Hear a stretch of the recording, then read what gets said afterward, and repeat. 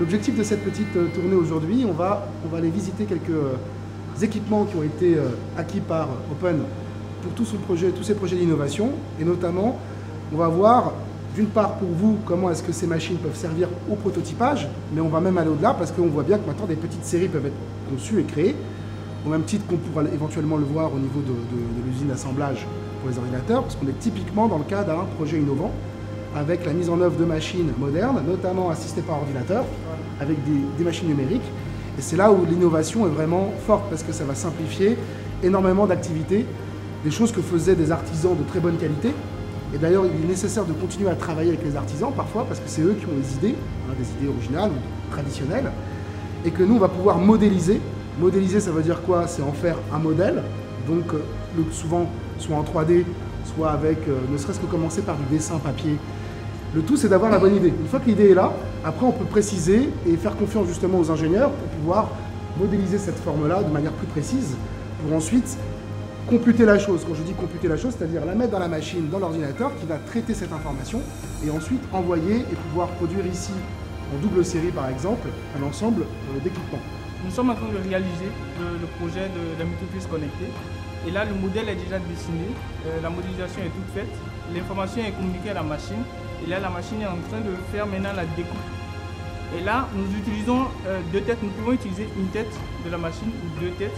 Mais avec l'expérience, nous avons compris qu'en utilisant deux têtes, nous pouvons faire la même durée de travail qu'une seule tête peut faire. Ce qui nous permet d'optimiser le temps de travail.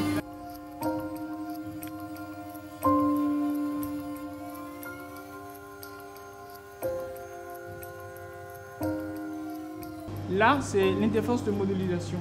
Le logiciel s'appelle JD Paint et c'est ça qui nous permet de faire la modélisation. Ça permet en fait de faire toutes les modélisations de vos idées. Quand vous pensez, vous venez sur le logiciel, vous utilisez le logiciel pour concrétiser votre idée. En fait. Et au niveau de la modélisation, là, c'est la multiprise connectée qui est modélisée. Les traits que vous voyez là, ce sont les chemins de travail sur lesquels la machine doit passer pour sortir le produit que j'ai en main là. Donc il y a des étapes. Au niveau des parties bleues que vous voyez là, la machine, elle sait qu'elle doit creuser. Ce sont des creux qu'elle doit faire. Et là, au niveau des lignes vertes, c'est qu'elle doit sortir le contour de la machine. Avant de lancer la tâche sur la machine, vous pouvez faire une simulation pour voir si c'est réellement ce que vous voulez. Je vais rapidement lancer une simulation, vous allez voir. Vous voyez? Au niveau de la simulation, vous voyez déjà ce que vous aurez physiquement. Donc ça vous permet de corriger des défauts si vous les remarquez déjà automatiquement. L'envoi de tâches vers la machine se fait en deux étapes. Là, il faut faire la modélisation, faire la simulation pour voir réellement que c'est ce que vous voulez.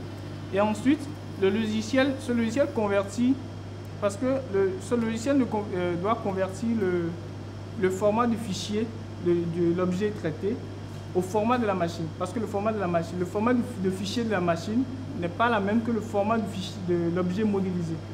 Donc il faut faire d'abord une conversion vers le format du fichier que doit lier la machine pour exécuter la tâche. Ici, vous êtes au niveau de la découpe laser. La découpe laser aussi, c'est une machine à commande numérique parce qu'il faut traiter l'objet, il faut faire le même processus, modéliser l'objet, l'envoyer. La seule différence ici, c'est que la machine fonctionne au laser. Et lorsque vous dessinez ce que vous voulez, elle se charge d'imprimer ou bien de découper selon ce que vous avez défini pendant votre modélisation. Donc nous allons faire une démonstration rapide. Cette machine intervient au niveau de la finition de nos multiprises connectées. Parce que lorsque nous sortons la multiprise connectée, le prototype, et que nous finissons, parce qu'il faut, avant d'imprimer le motif que vous voulez sur votre multiprise, il faut déjà il y a des niveaux de travail qu'il faut faire, le ponçage, le meulage, pour rendre la surface bien lisse, afin que le laser puisse bien graver le dessin ou bien le motif que vous voulez. Et donc vous voyez que l'avantage du laser, c'est qu'en plus, il peut travailler indifféremment sur différents types de matériaux. Donc ça, c'est aussi très pratique parce que ça permet de décliner son produit de plusieurs façons. On peut le penser en bois, mais on peut le penser en plastique, ou pour avoir différents types de matériaux qui sont créés. Vous voyez que la finesse est quand même assez propre. Après, typiquement, c'est ici qu'on va recorriger, on va dire, ah tiens, est-ce que les trous c'est suffisant, ou est-ce que comment je vais revoir ça, ou est-ce que je vais mettre deux couches pour pouvoir remettre les points au milieu des hauts, par exemple ici. Donc comment je vais superposer ça, comme vous l'avez vu ici, là, en jouant sur plusieurs couches Voilà. de matériaux. Et en parlant de ça, cela demande à réfléchir et à penser à comment associer plusieurs matériaux pour obtenir un objet avec un design propre. Là, j'ai associé du bois à du plexiglas. Le plexiglas me sert de verre et le bois, c'est sur le bois que la gravure a été faite. Donc, c'est-à-dire, pour faire ce genre de travail, il faut avoir un côté design qui vous permet au fait de savoir quel genre, est-ce qu'il faut utiliser une seule matière ou bien associer des matières pour arriver à votre résultat. Ça brûle légèrement, ça fait quelques flammes, donc il y a un moteur derrière, parce que ça fait trop de bruit qu'il n'est pas allumé, qui absorbe la fumée à chaque fois que la machine travaille. Voilà.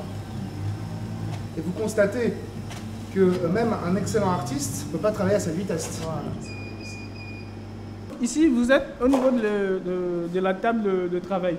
C'est ici que se passe toute la finition du produit lorsque la CNC finit de découper l'objet. Là, vous remarquez qu'il y a plusieurs outils. Là, c'est une scie sauteuse. La scie sauteuse, c'est comme une scie ordinaire, mais associée à un moteur qui vous permet de découper plus rapidement et de gagner en temps. Là, c'est une meuleuse. La meuleuse permet, une fois que la CNC finit de travailler, lorsque la surface est un peu rugueuse, elle permet de la rendre lisse. La rendre lisse, mais pas tout à fait lisse. Pour obtenir une surface plus lisse et propre, il faut utiliser la polisseuse.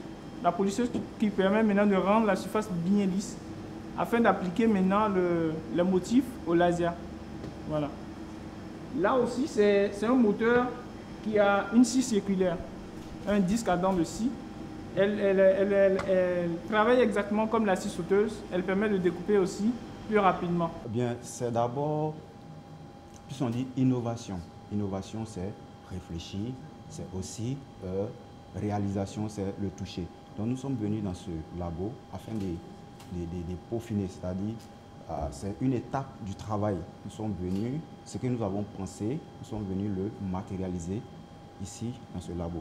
C'est une multiprise autonome, mais une multiprise originaire d'Afrique. Quand je parle d'originalité, je parle de tout ce qui est matériaux qu'on peut utiliser en Afrique, les matériaux qu'on peut avoir facilement en Afrique, c'est-à-dire du bois. Nous avons décidé de réaliser une multiprise à la base, c'est-à-dire le boîtier serait en bois et à l'intérieur des composants électroniques comme on le connaît de façon classique. Donc nous sommes venus, nous avons vu un peu qu'il est possible avec aujourd'hui des machines telles qu'on l'a vu, de pouvoir faire quelque chose de beau avec du bois, des matériaux qui sont en Afrique.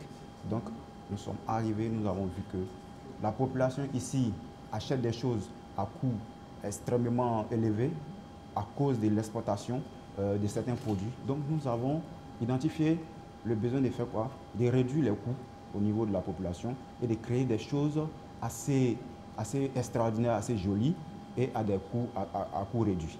Professeur Hakim Bachou, nous sommes ici dans la zone franche industrielle de Grand Bassam, précisément dans le laboratoire de fabrication de la marque Open.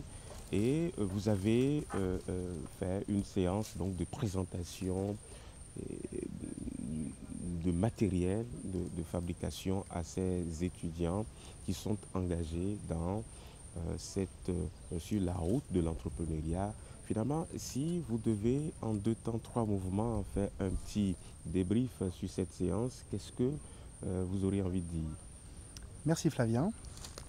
Pour dire les choses simplement, l'avantage de cette zone franche, je commencerai par ça, c'est vrai que c'est une opportunité pour la Côte d'Ivoire d'avoir cette zone donc franche dans le sens dédouané qui permet donc de pouvoir accéder à du matériel sans payer des droits de taxes supplémentaires, ce qui est très avantageux pour ceux qui peuvent s'installer sur cette zone-là. On avait fait d'ailleurs avec le docteur Alain Kapochichi la séance d'ouverture au sein de ce centre. Et depuis, la marque Open s'est développée. Au-delà de l'usine d'assemblage qui avait été faite sur les ordinateurs de la marque Open, on a évolué vers la question des laboratoires de fabrication, Fab Lab en anglais, pour la simple et bonne raison que ce sont des lieux, ce qu'on appelle des tiers-lieux. Un tiers-lieu, pourquoi? C'est un 3e lieu, un lieu dans lequel des entrepreneurs peuvent se retrouver, des créateurs, des designers, des gens qui ont des idées. Donc l'objectif de ces tiers-lieux, c'est des lieux de vie dans lesquels on va pouvoir produire des nouveaux objets, produire de l'innovation. L'avantage, c'est d'être avec des matériaux à faible coût et des machines-outils à la pointe qui sont commandées par ordinateur et donc via des technologies numériques. Donc ça permet aux étudiants de pouvoir passer à l'étape de prototypage beaucoup plus en avant, et donc de pouvoir ne pas simplement rester sur le papier avec l'idée, mais de pouvoir avancer un peu plus loin sur la question de la production d'un exemple qui pourra ensuite être présenté et testé auprès de diffuseurs. Là, vous abordez la problématique de la pratique qui doit être consécutive à toutes sortes de théories pour permettre effectivement aux étudiants de toucher du doigt la réalité qui peut être parfois un peu plus décalée par rapport à la théorie qu'on leur enseigne. Est-ce que vous avez le sentiment que ces étudiants ont perçu en fait l'importance de ce que vous êtes en train de faire? Je pense que l'avantage d'avoir autour d'eux des gens qui ont produit des choses réelles, comme on a pu le voir avec l'ingénieur Blaise, qui nous a montré aussi comment il travaille au sein même de la marque Open pour réaliser des objets qui sont concrètement aujourd'hui mis en distribution. Donc on voit bien là le fait, effectivement, le dépassement de la partie théorique pour arriver effectivement les mains dans le cambouis, comme on dit, pour se salir un peu les mains, qu'on est déjà un peu poussiéreux même, rien que d'être rentré dans l'espace. Pourquoi? Parce qu'il faut savoir imaginer et se projeter dans la réalisation. Au même titre qu'une bonne dame qui cuisine, il faut sentir l'odeur du plat. Le plat sur l'écran ne suffit pas. De la même manière que ces étudiants, je pense qu'en ayant senti l'odeur de la sciure, du bois, de comprendre la découpe, de voir comment la fresseuse fonctionne, de pouvoir se projeter dans la réalisation de leur innovation. Alors tout ceci, c'est dans le cadre en fait de la mise en place du MOOC qui prend la forme de Moïse, comme on a pu commencer par le dire depuis le début de cette aventure. Alors quel conseil donneriez-vous en termes d'orientation à tous ceux qui finalement apprennent au travers donc, de ce MOOC? C'est justement, il y aura pas mal d'informations quand même théoriques. Nous sommes obligés de compléter la pratique par la théorie et inversement. Les deux vont ensemble. Mais le premier conseil que je peux donner, c'est ce que j'ai soulevé à l'occasion de la visite en parlant des makers, c'est-à-dire des gens qui font des bidouilleurs. Donc déjà d'essayer, et ça ce sera quelque chose que je ne cesserai de répéter également quand on aura fait les présentations sur les questions des méthodes de créativité ou autres, il s'agit d'essayer de se mettre, de tenter, c'est une méthode par échec-erreur. Donc, et le meilleur moyen de vérifier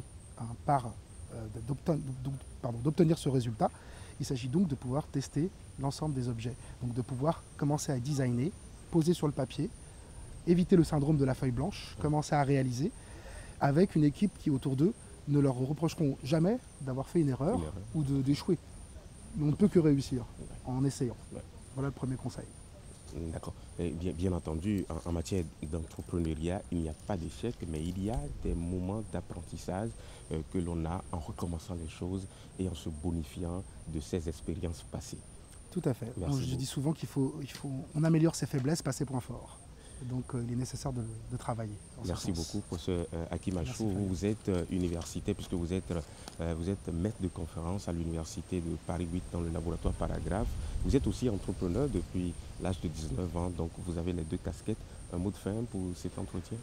De la même manière, c'est vrai que je rebondirais sur une des choses qu'a dit le docteur Kapochichi, qui est la question de la passion. J'ai évoqué une de mes premières entreprises qui était sur la question de la maintenance informatique et de l'assemblage d'ordinateurs, mais et de la maintenance avec une petite main. C'était vraiment juste pour faire du dépannage au début. Mais ça a commencé à pouvoir se produire. Ensuite, Internet et le web m'ont vraiment libéré. C'était une belle période. Donc j'ai saisi une opportunité qui existait. Mais au-delà de ça, c'est vrai que je ne l'ai pas évoqué dans ma présentation officielle. C'est l'occasion de le faire maintenant. J'ai aussi saisi ma passion autour de la musique, en produisant des disques, en essayant d'accompagner des musiciens, en travaillant sur les questions des web radios. Donc de toujours se saisir déjà de ses propres besoins internes, d'insatisfaction, qui vont être vraiment un fil conducteur pour pouvoir essayer d'entreprendre et de toujours se remettre en cause pour pouvoir aller plus loin. Merci beaucoup, professeur Hakim Achou. Merci. Vous l'auriez compris, nous sommes ici à Grand Bassam, au niveau donc de la zone France industrielle. Nous avons visité l'une des entreprises installées sur cette zone France industrielle. Il s'agit de la marque Open.